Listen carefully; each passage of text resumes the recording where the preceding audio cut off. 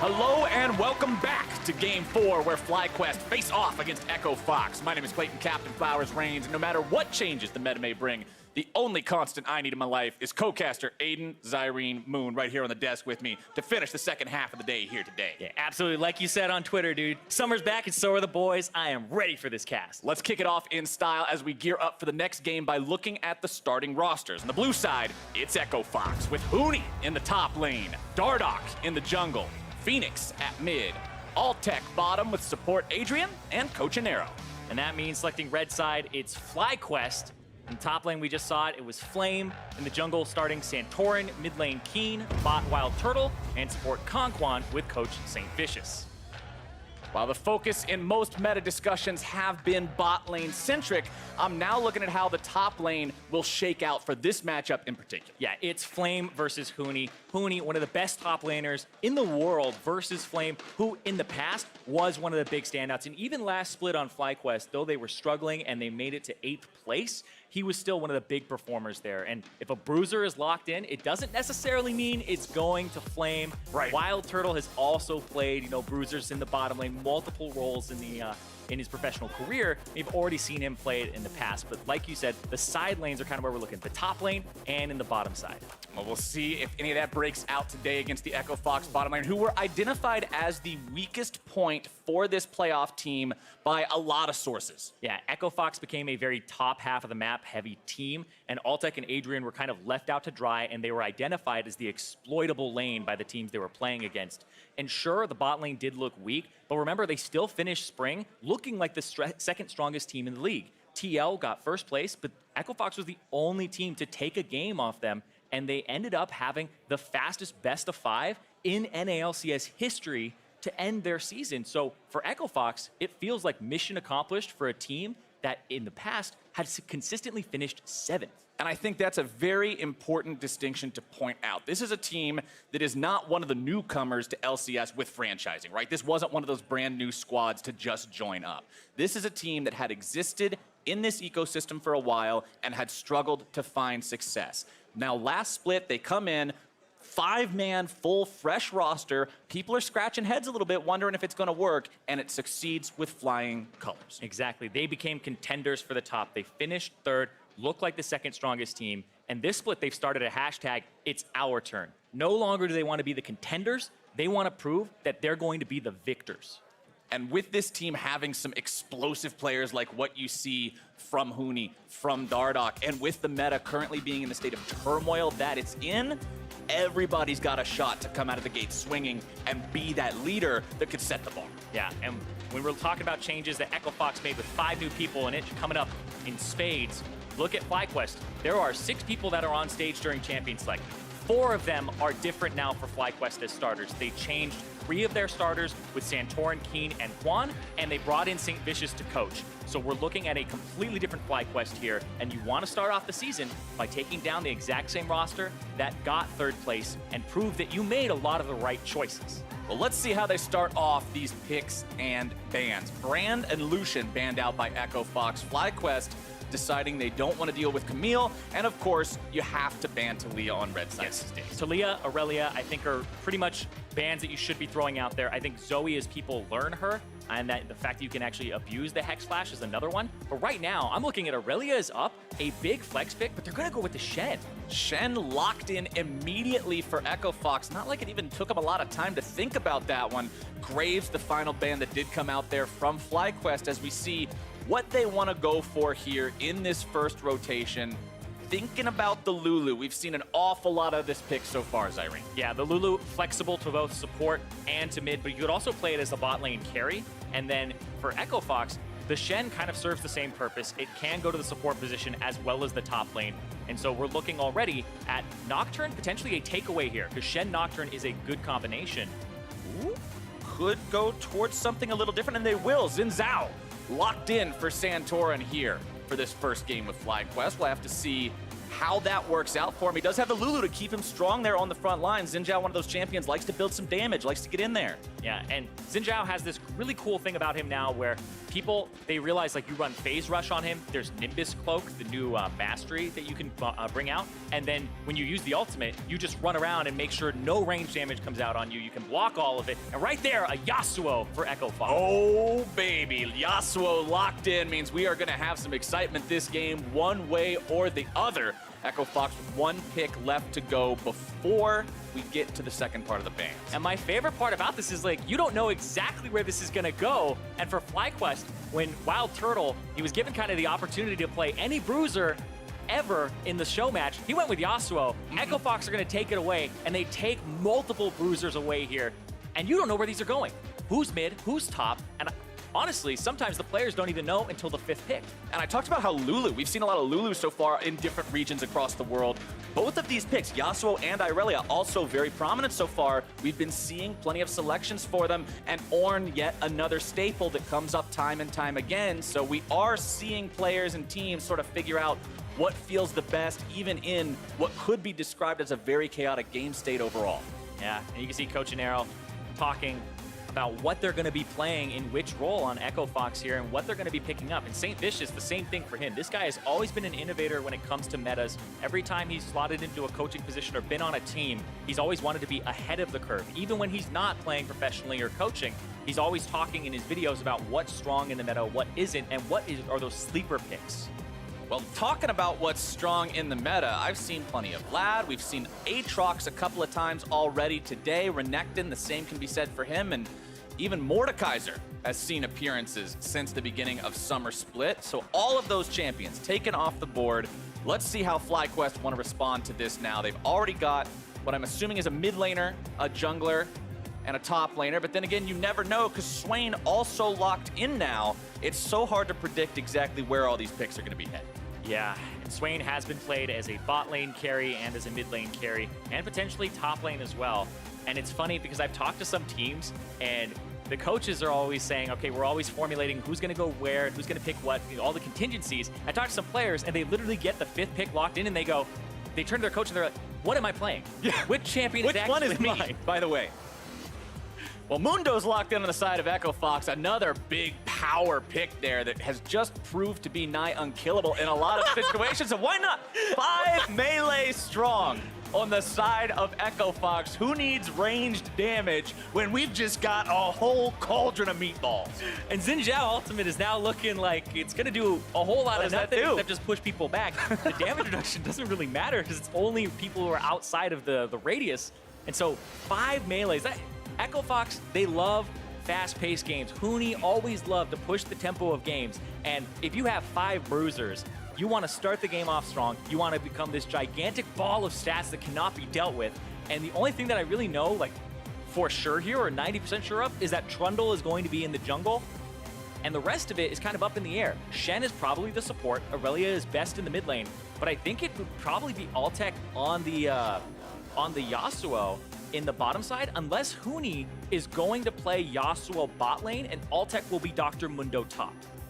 So we're switching the roles entirely themselves, potentially, on the side of Echo Fox. I don't want to step out of bounds here and say anything before we see exactly what it is, but the sky's the limit right now for this composition. 5 melee champions. Something that, if you would have locked this in last split, you're trolling. Everybody, all we would have been doing was sitting here making up something to say why we rated for the remake because there was some sort of an issue. But now the meta is wide open. Everything is a possibility, and Echo Fox are here to demonstrate exactly what you can do with such creative freedom going up against FlyQuest. And we've talked a lot about Echo Fox's composition because it's really exciting. FlyQuest side, once again, they have a lot of engage with the Ornn. The wind wall will deal with that. Xin Zhao now doesn't have a ranged champion that his ultimate will negate, but there is the Lulu and the Swain and the Tahm Kench. Great defensive tools against melees. And honestly, both sides don't have a marksman. But aside from that, the composition for FlyQuest is pretty normal. And we've seen success from normal styles of compositions. Earlier today, we opened up with a composition from Team Liquid that was pretty standard compared to most other things, and they walked away with the win up against 100 Thieves. So just because FlyQuest aren't making everybody scratch some heads doesn't mean they're out of this one just yet. By the way, Zyrene, you are correct, sir. Pump that fist up in the air. It's all tech going into the top side with Dr. Mundo. I was sitting there, and I've talked to a few people, like, it even happens in other games, in other MOBAs, where people play specific roles or champions. You're like the assassin player, right? And then when something gets locked in champions, like, you flex around the positions. And in League of Legends, when people have gotten to the point where they actually understand what to do map-wise, and everybody's running TP so you can swap around anyway, it could be something like Huni becomes the split pusher later on this Yasuo when he actually has the kind of the resources from the laning phase, because his double relic shield, he's in the bottom side. And this is one of the questions that honestly a lot of people who watch the LCK over in Korea were questioning in a game recently where Faker was put on mid lane Taric duty while the jungler played Master Yi. And a lot of people were concerned about that, thinking, why wouldn't you put Faker on the carry? But right now it's Flame who has found himself stuck in a spot where he has to flash over that Krug wall to stay safe from the Echo Fox topside duo. And the minions have spawned, and we're seeing an invade on the bottom side here. Potentially, it might be a setup, because Fly went to the other side, and now they're invading the red buff to try and swap them over. But Huni and Adrian are going to go ahead and push the bottom lane. This is funny, because Huni, I remember when he kind of was playing top lane and felt like he didn't have enough agency. He's like, I want to swap to ADC. Well, now he's a bot laner. He's kind of getting his goal of having a support here. We'll see what he's able to do up against Wild Turtle on this swing. Nice taunt there. They still get him. The first blood immediately over to Echo Fox. Man, it doesn't matter where Huni goes. He's going to start decimating and destroying the game right off the bat. And this is one of those decisions that you look at and you go, damn, they really did have a good draft, and they're playing to their strengths. They're not just playing the meta, and they're swapping the players around. And that's what you want to see, is how do you prepare for that coming in scrims? Well, apparently they were not prepared to be able to address that one right here. And now let's take another look at how they set this one up for the side of Fox. Yeah, Huni, they just walk up. You have to go all the way around. They shove the wave. Wild Turtle doesn't want to miss experience. He gets taunted, and then they flash after both of them. The ignite to follow, and the Q. It's just one of those situations where you gotta walk all the way around, and Turtle blows both his summoner spells. And if you're Echo Fox, it's exactly what you need to see, because with 5 melee champions, with all these bruisers, if you don't get that early tempo, if you don't get ahead like that, you can quickly find yourself in a spot where you're trying to run into an Ornn and a Lulu and a Tom Kench, and it feels awful, and those tools are going to be limited. So this kind of a start, exactly what the doctor ordered here for Echo Fox, as Adrian will head back down into the bottom side. All tech, not afraid of Flame here in the top part of the map either. Not where he's used to playing, but it doesn't seem to be getting to him in any way just yet. Yeah, and the Dr. Mundo, I really do like this pick. Because there's so many bruisers, he gets that extra movement speed, gets to run around, deal a lot of damage, and then when he hits level 16, his ulti got buffed. But look at this, Dardoch's gonna take aggro. Dardoch wanting to try to hold the aggro, but he does go down, walks back, and ends up taking that extra turret shot, makes it a 1-for-1. But that's still quite a lot of gold being lost to the turret in the form of that massive minion wave. Yeah, that was perfectly done by Flame. Even though he was levels down, he was able to get the brittle off, hit alt tech, then he smashed his head into the turret with the E and got another knockup. So the damage was reduced very heavily because Dardoch is taking aggro and has to walk away, and then Altec doesn't get to auto during this time. So watch this. Brittle goes down, hits Altec, then he smashes against the wall, and that during that time, that's where the extra shots come out. It buys just enough time to make Dardoch doubt that he can get his teammate out. He goes back and eats that extra turret shot. 1-for-1 in the top side means we've still got ourselves about a 1,000 gold game overall. As you can see, Phoenix getting shoved in the mid lane here right now. Sort of just waiting to scale up on this Irelia so he can be that big threat towards this Lulu after he has a bit more playmaking potential. Bottom side, it's Quan in some trouble. Huni dashing and slashing forward. Looking to go after Turtle if he can. Finds the knockup onto that one. Quan having to walk away now. Both junglers now going to show up as Adrian gets a little bit too close to the turret for comfort. They do get a kill onto Quan. It's going to be 1-for-1 so far as Turtle cleans up Adrian. And as this goes on, there are more kills happening in this bottom side, and Huni is picking up so much farm here, and they have combinations in this team composition. When Dardoch shows up to a lane, Trundle Pillars, you're going to be able to last breath off it. So as Huni gets ahead of the curve, it becomes scarier and scarier for FlyQuest, because right now, they're already 1.2k gold up, despite only being up a single kill on Fox's side. And even back at MSI, before we had all the crazy meta changes, we did see some Yasuo, and we would often see him paired with the Trundle simply because of the ease of enabling the ultimate through that pillar combination you're talking about. Dardoch going in there, stealing away the Grom. I mean, he's level 5 to the level 3 that Santorin is, and this is kind of the rudest welcome you can have back into the NALCS for Santorin. He's being bullied around. His top lane and his bottom lane both had really unfortunate situations happen for them where they got exploited. And when he first shows himself on the map on the bottom side, it's countered. Sure, he gets the assist, but it's not the positive play that you want to have come down. Keen gonna be found here by the gank from Dardoch. Moving forward, has to flash away, avoids the ultimate coming out from the Irelia. Santorin showing up now, but he's gonna be bursted down, taken very low, 1-for-1. Keen now trying to walk away from Dardoch, finds himself in melee range of the Troll King. Drops down the frozen domain, hops the wild growth from the side of Keen, looking to stay alive. Red Spike coming through. Dardoch still looking to make this one happen, but he can't do it. Keen wins the 1-for-1. Keen comes up clean, and he gets the counter kill there, and that's the positive play that I was talking about. That's what you're looking for from FlyQuest to get them back into this game. And so far, it's been kills across the board for them that are spread out. All of their people, except for Quan in the bottom lane support, have a kill to their name. So they're in a very good spot. And you're looking at the CS, and there really isn't a large discrepancy, save for the jungle, which I think it's okay to have it. Okay, let's take another look at how this starts off here in mid lane. Keen going aggro. Yeah, this is the classic just range champion versus melee in mid. One of the reasons that people didn't like to play bruisers before is low wave clear, but it's the kill pressure that they're trying to get here. Phoenix gets the W off in time to absorb some damage from Santorin, and then gets the counter kill there. But then this 1v1, Dardoch, he's not level 6 just yet. He's pretty close, but Keen walks up, gets the knockup, now has the slow zone. Remember, the Lulu ultimate has a slow as an area, and so when Dardoch took a step back, it takes him even longer to get back in range to get those autos going again.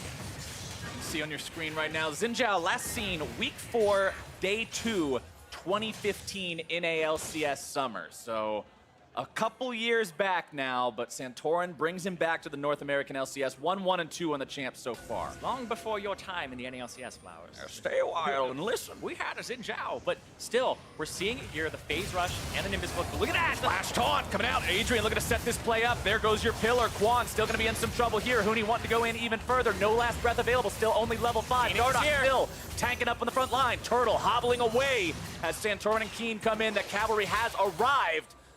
The tongue lash goes through, but Echo Fox will get everybody away from this one. They'll turn back towards the turret.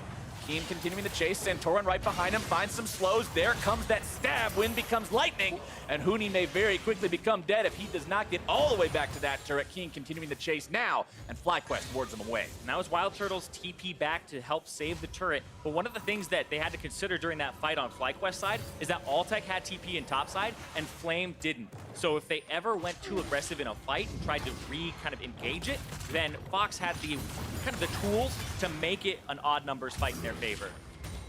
Alltech just continue to try to push up here against Flame in the top side. Very even farm between these two. Both of these big tankety tanks on the team. And I can't just say the tank, because there's a lot of people that could be very tanky on the side of Echo Fox, but Mundo is the biggest meatball in the whole pot. So this guy, along with that Ornn, going to become those massive frontline units that both of these sides are going to be relying. And when I look at the Dr. Mundo and just think about how much he has in terms of absorption of damage, I'm looking over at FlyQuest's composition, and I'm going, I don't know who's going to have enough damage in the mid-late game to deal with the Dr. Mundo. You have to get Grievous Wounds first and foremost. Quan does have the Ignite, and so does Keen. But remember, Dr. Mundo got buffed. His level 16 ultimate gives him 100% of his maximum HP. So you need Grievous Wounds to even deal with him now. And so one of the reasons that we're seeing him again is that his ultimate just got buffed across the board, and it gives him so much more life, so much more survivability, so that before it was Grievous Wounds, you could kind of opt into it, and then when you bought it, it really shut him down. Now, it's if you don't have Grievous Wounds, then you're trolling, because he just gets to do whatever. So strong without it. Huni now level 6 in the bottom side means they could look to set something up with a knockup, whether it's enabled by Huni's own tornadoes or whether or not Dardoch can come down here and set something up with one of those pillars.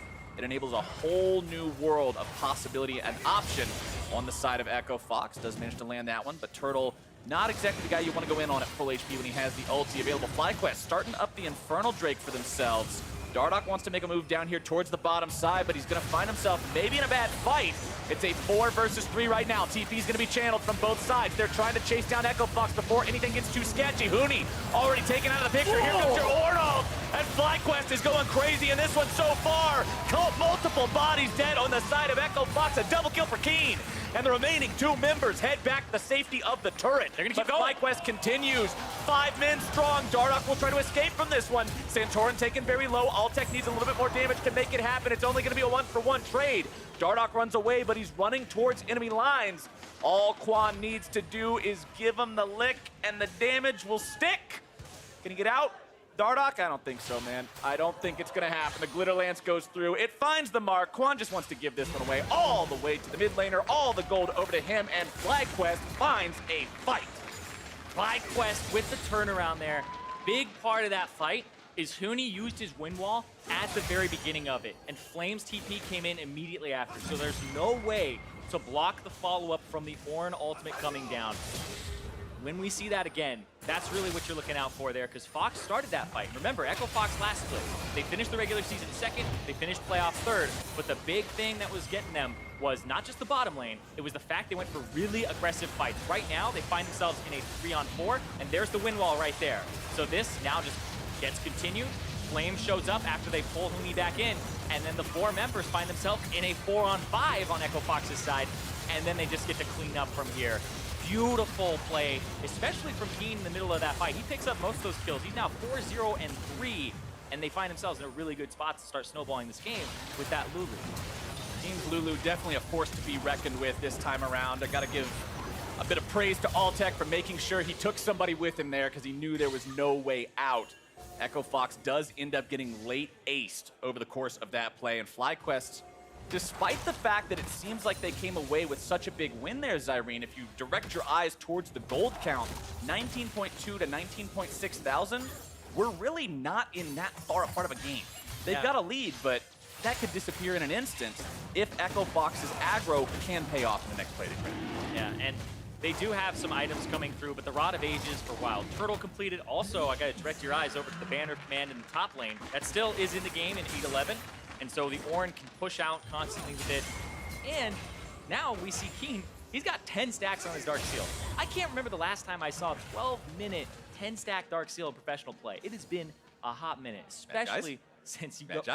Yeah, I mean, should he upgrade it, right? Maybe that's potentially. But he does go for the Luden's Echo here. I think he has to go for Morella Nomicon to apply Grievous Wounds to Mundo later, and Trundle. And it also looks like there's a Blade of the Ruined King coming through for Huni. So he's not going for the Phantom Dancer first. More lane sustain since he's up against a lot of ranged champions. And Blade of the Ruined King did get a bit of a buff. Yeah, there's plenty of reasons to go for Grievous Wounds on the side of FlyQuest this game. Just to deal with some of these mechanics is going to make that a necessity as FlyQuest brings Santorin into the mid lane. They grab the first turret. That's going to put some more gold in the pockets of this squad. Get them up to about a 1,500 lead. Remember, Echo Fox did grab the Infernal Drake as they try to make a play on the bottom side here. Huni not quite going to find the Steel Tempest just yet. Adrian going in, able to find the taunt. Down into Kwon, going to be able to take him very, very low. Stopwatch keeps him alive an extra second. Thick Skin will do the same, but it's not going to be enough. Kwon tries to make it a 1-for-1, but he just can't do it, and Huni grabs the kill. Rift Herald is kind of the counterplay here on the opposite side for FlyQuest. I don't think this is something that can actually be contested here. They're going to trade turrets, and you see the gold is even. Fox have the Infernal, but I think this, this is going to actually make the difference here with the Rift Herald going down for Santorin. Santorin now bringing that one topside, seeing if they can combine that with the power of the banner to maybe get yet another turret to the side of FlyQuest, but Echo Fox has no intention of stopping bottom side either. Huni continuing to push this one up as Turtle makes his way back down to that turret. Altec will defend as long as he can underneath this tier 1. Shelly hurts like crazy when she can get onto that thing before she takes a lot of damage, and Altec is forced to see the objective. Yeah, especially since the Lulu, since Keen has gone into the river, they don't know exactly where he is, so he has to back up. And that's another turret going over to FlyQuest. So far, they're starting off and saying, this is how you debut a new roster. All right, let's take a look at this Ace or Predator replay, see exactly what's coming out in the bottom lane to set this one up. Yeah, Huni doesn't quite hit the Q there, but the taunt flash from Adrian. Adrian and Huni have played on multiple teams together now. You go back to Immortals, they know how they want to play these engages.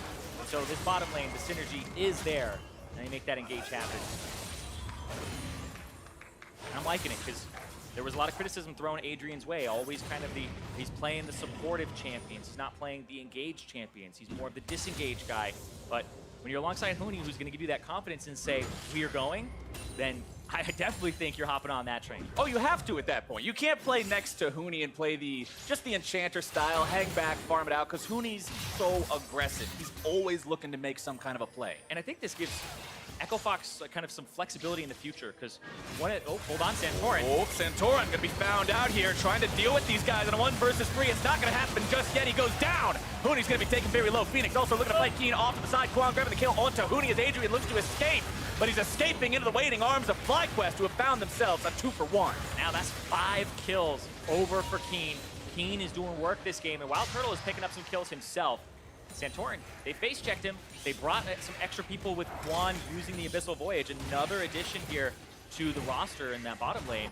And so far, it's working out. They're kind of saying, let's keep this pace up. We're looking at a game, 16 minutes, 18 kills. More than a kill per minute. I am enjoying As a play-by-play, new state of the game, my friend. I absolutely love it. And so, yeah, Santorin walks over. They face-check him, knocks Adrian away. Adrian does get the taunt over, though. But then that's enough time for Quan to deliver Wild Turtle, who walks past the wind wall to get the damage off on Huni. And meanwhile, the rest of the team is just sitting in that mid lane, pushing Phoenix away, who blows his flash, too. And if he didn't, he would have died. I mean, you're looking at this guy hobbling away with 200 health right there. Definitely not a fight going Echo Fox's way as Turtle just continues to scale up here in the bottom lane, has the Haunting guys, has a stopwatch. Very critically, always got to keep my eyes on those items because they can catch you off guard so very easily if you're not prepared for that Zhonya's potential. Tornado comes through, still Tempest trying to clear away this massive wave. Buy a little bit more time for Adrian and Huni as Dardoch makes his way down to the bottom lane, discouraging any sort of a dive that FlyQuest may have been thinking about here. Keen will continue pushing up in the mid lane as well. Santorin in the enemy jungle, setting down some wards. FlyQuest continues to maintain control over the game in terms of the tempo, but again, I want to stress the fact that the gold is still so close. One fight can instantly turn something around. Yeah, and it looks like 4-man strong with TP from Fly. Adrian getting himself back. Huni goes for a knock-up, not quite gonna find it. They do force a TP, however. Phoenix showing up in the bottom lane, expending that summoner spell to make sure FlyQuest can't go any further. Yeah, I like this power play from FlyQuest. Numbers advantage, Dardoch caught. Dardoch in a little bit of trouble here. Wild Growth already gonna be used onto Santorin. Another TP coming in. It's gonna be Flame. Can he show up in time to do anything right here? Keen coming around from the side. Phoenix looking to chase him down. It's 5 men from FlyQuest in the bottom lane. As Alltech shows up, he had to walk his way down here. 13 seconds left before the wind wall from Huni will once again be available. Echo Fox does not want to give away this turret. Phoenix looking to go in. He's able to find his way onto the stun, able to find the damage, able to grab the shutdown. Onto that, Lulu, it's 2 for the side of Echo Fox. As Wild Turtle goes into that demonic ascension, but the only place he's going to ascend to is the spawn platform. Phoenix makes it a 3-for-0. And like you said, Phoenix, he's the one who jumps in. He's the one who gets the initial stun onto Keen. He gets rid of a lot of those Dark Seal stacks and helps the fight start off on the right foot. Because you were talking about the wind wall was still down, and I don't know if that was communicated to Flame, because he had the Ornn ultimate. He could have blown that as soon as they TP'd through. And now Echo Fox, they reap the benefits of that victory. They're on to the tier 2 here in the bottom lane. This will tie things up, 2 turrets to 2 turrets, and it will actually put them 2,000 gold in the lead, 2 Infernal Drakes in the lead, and this is why I kept harping on the gold difference not being as big as it may seem. Adrian now trying to escape. Huni will look to do the same, but I don't think there's much of a way out right now. Huni trying to get out of this one. Crab using the wind wall, using the Scuttle Crab. Scuttle Crab. Oh, okay, I guess the shield blocked it. Wait. I don't, you can't traverse this. There's no way he navigates this perfectly. You're gonna take at least one. Yep, he's out.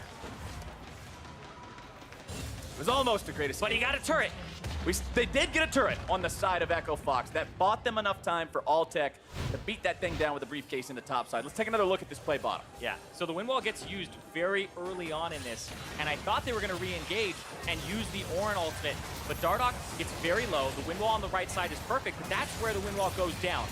And so right here, I thought Flame would throw down the horn and potentially engage as they come around. Even here is not a bad time to do so, but Alltech was already running over, and then it was the re-engage. It was the cleaver into Phoenix, queuing in, Eing, and getting the stun to get the first kill. Now Echo Fox sitting on those 2 Infernal Drakes, sitting on the gold advantage that they have. you would think this is the team that's in the driver's seat. This is the team that we expect to see setting down vision, moving forward, looking to set up these plays, when for the last 5, 6, 7 minutes, it's been FlyQuest that have seemed like they've had the tempo advantage. And with Baron now spawning on the map, remember this Baron isn't quite as deadly and ferocious and insane as it had been a few patches ago. I'm interested to see how Echo Fox want to go about playing this, because if they do win another big fight, if they can make another one of those big calls, they could get some serious advantages from it. FlyQuest looking at the enemy jungle.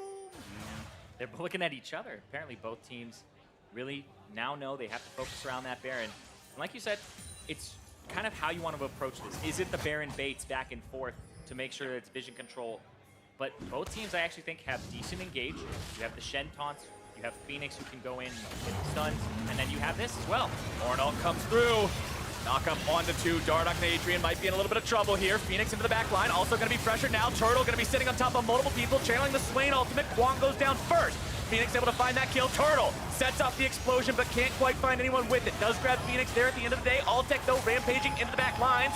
Turtle taken low, Flame taken low, FlyQuest taken out, and that is your ace for Echo Fox. Echo Fox, they don't even have to bait the Baron anymore. The team fight falls into their lap off the engage, and Echo Fox are now going to get themselves more than just this 4,000 gold lead.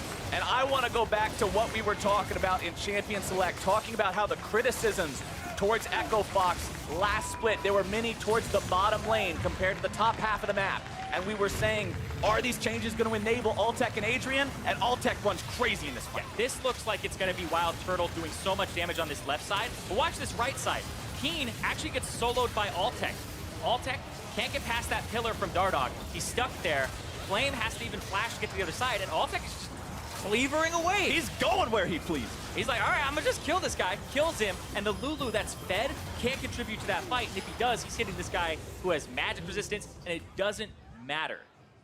Another big win for Echo Fox. A 7,000 gold game now. Baron up on pretty much everyone, I believe, except for Phoenix. He was the only one who fell in that fight, so the Aurelia will not be able to channel that. Banner of Command also purchased now for Alltech, so the possibility of the bannered up Baron minion just destroying everything in its way is very real. FlyQuest has a very tough task, Zyrene, of somehow finding a way to stop it. Yeah, stopping this, no minion dematerializers. Also, Flame's ultimate just came off cooldown, but if you want to have that hard engage, you're engaging into a bad fight against a team that's all melee, and if you want to reach it, you're going to take a lot of damage here, but that minion is going to help this all melee team close the game out.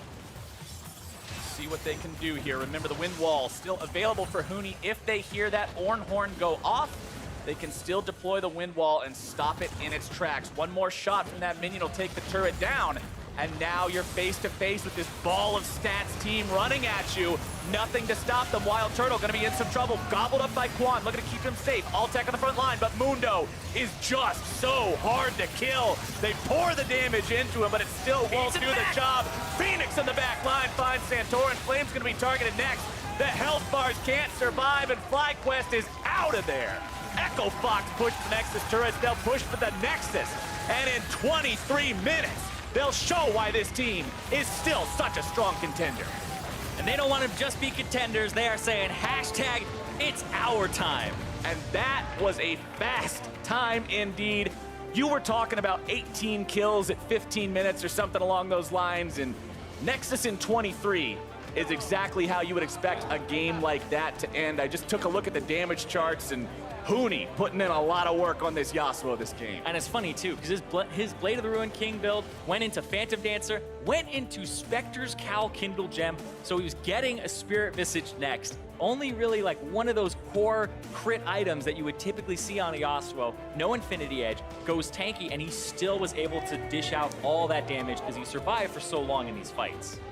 And every single fight, he was never afraid to go in. He was always getting back in there, always trying to look to set things up. And I just want to see making sure that they've got themselves in a spot where they know which resources are available and which aren't. Because when things looked sketchy for this team, it was, remember when the wind wall was used early, like you pointed out in the bottom side. As long as they can clear up those communications and make it so everything's in the right spot there, this team could, again, look like a force to be reckoned with. Yeah, absolutely. They start clearing that up because they were in a good spot after some of those skirmishes. But I'm really excited about Echo Fox on the flip side here because every time that Huni's on a team, except for, I guess, SKT, because that's Faker's team, right? Not Huni's team. Whenever Huni's on a team, it's almost like it's Huni's team. Yep. And everybody's got to support him. And that makes it so that the map becomes very lopsided, where the jungle learns how to gank the top lane over and over and over again. But now if you're swapping him roles, putting him bottom in different lanes, you can actually change the whole dynamic and throw off. If you're preparing for Echo Fox, you're going, okay, we're going to know how to play against top lane. Maybe we're going to counter pick top. We're going to set that up. And then they throw Altec up there on Dr. Mundo.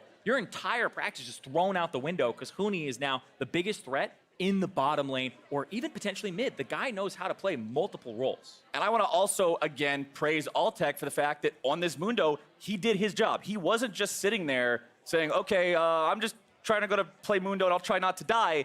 The man was able to find that flank onto Keen. He was able to do his job multiple times. He barely died. He was a force in the game as well. And they even tried to dive off of his top lane pressure early on with Dardoch. So you're seeing Dardoch saying, even though the top laner is different, we're going to keep some of the same strats. But Echo Fox looked really good, and 23 minutes, 50 seconds should basically tell you everything you need to know. An awesome opener from this squad, but now we're going to send things down to Avali, who's with, for at least this game, the Echo Fox carry in the bot side. Thanks, guys. Huni, congratulations on that victory and breaking out Yasuo into the bot lane. What was it like having a lane partner, and how do you prepare for those role swaps?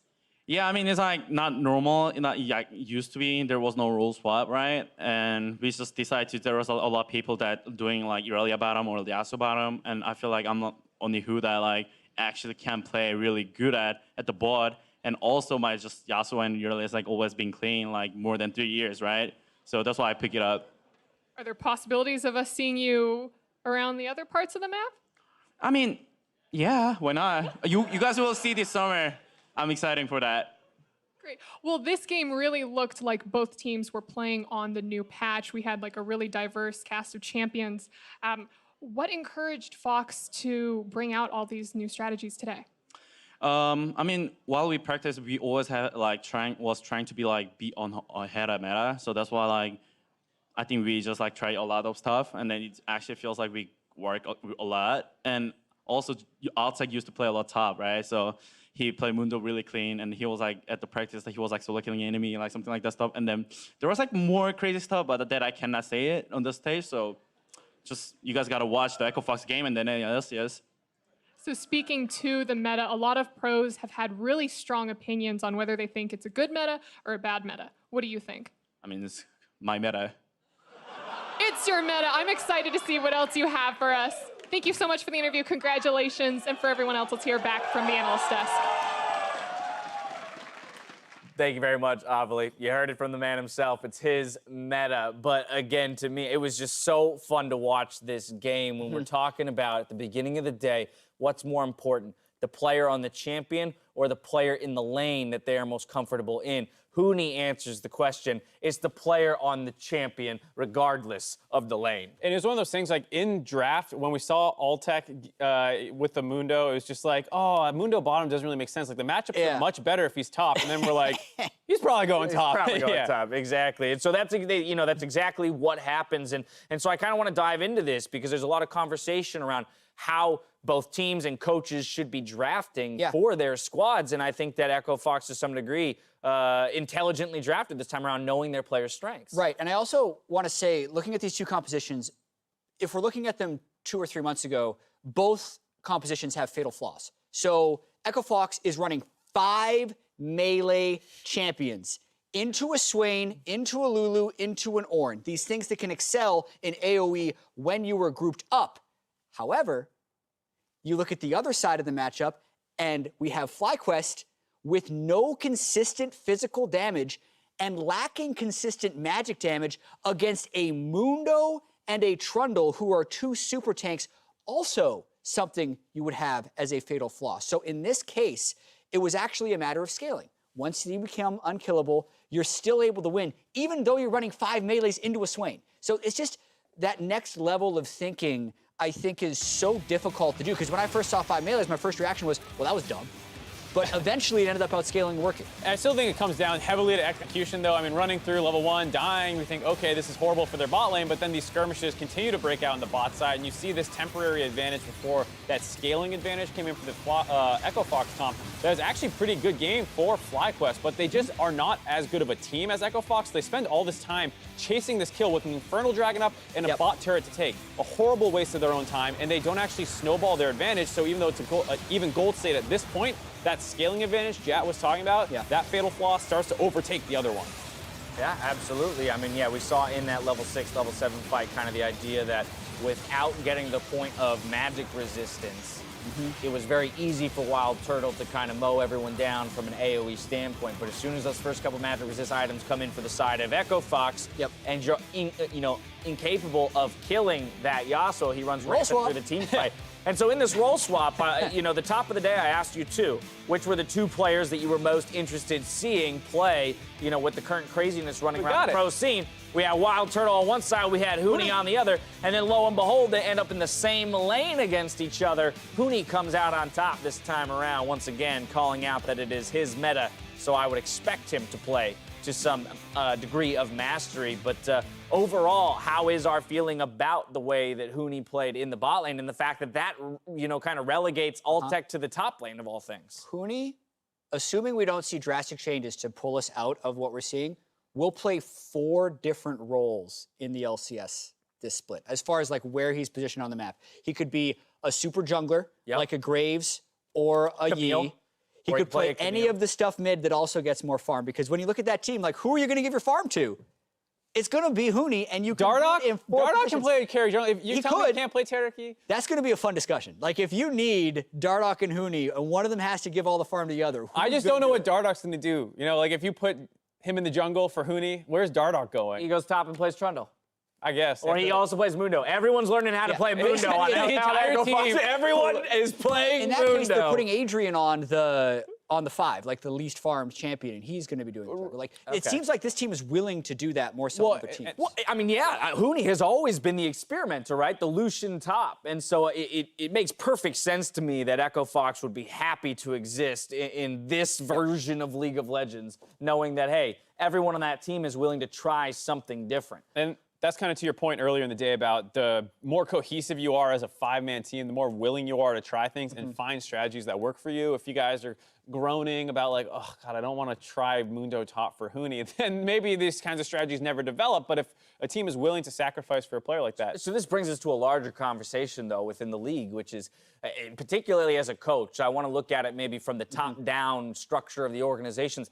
How do I attack practice? How do I attack building strategies for a professional scene in which I have a player like Doublelift who is incredibly good at marksman, 80 carries, right? But do I tell him that he's got to spend the next 3 months learning how to play Vladimir, or do I just move him? Well, so for me, this is actually a really weird position for a coach to be in because, we kind of talked about, it's a lot about coaches, and I think Tony even tweeted out coach difference this split and things like that. But I actually think this is a time where coaches aren't as influential because you are relying so much more on player input than you probably ever had to that point. So, the fact that you probably can't just decide who does what, like, oh, you need to play these many games on this champion. It's like, can that player even learn that? And that's something that I feel like the coach, their job much more is to make sure the practice environment is as good as it can be, less so than being the teacher that they sometimes are expected to be.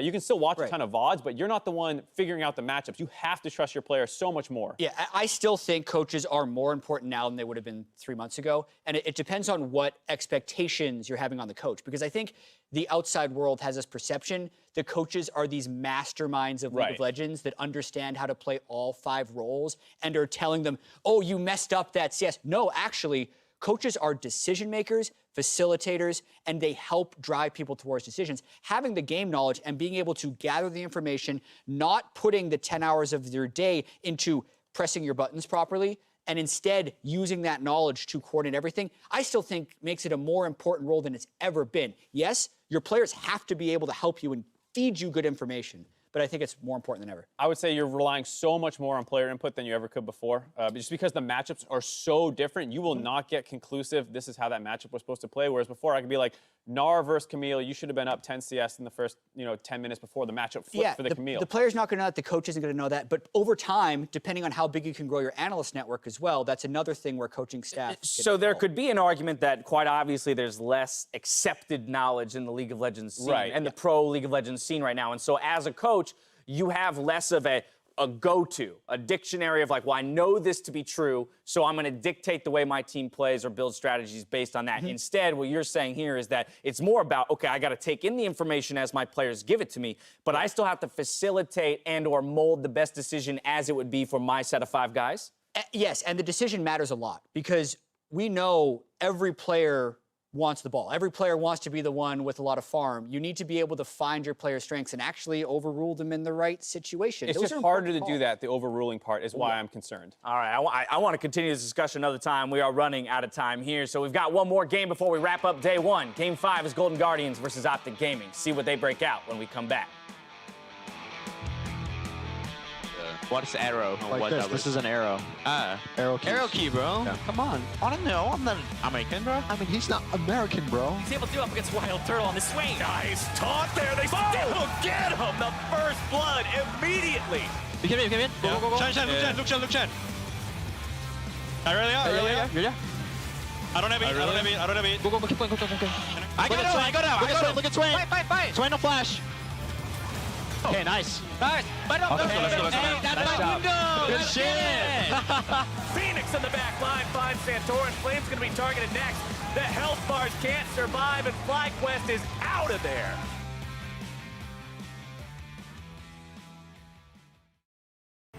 The sub-above difference is substantial. After all, the Giant got its name for a reason. It ain't little. Jersey Mike's. Be a sub above.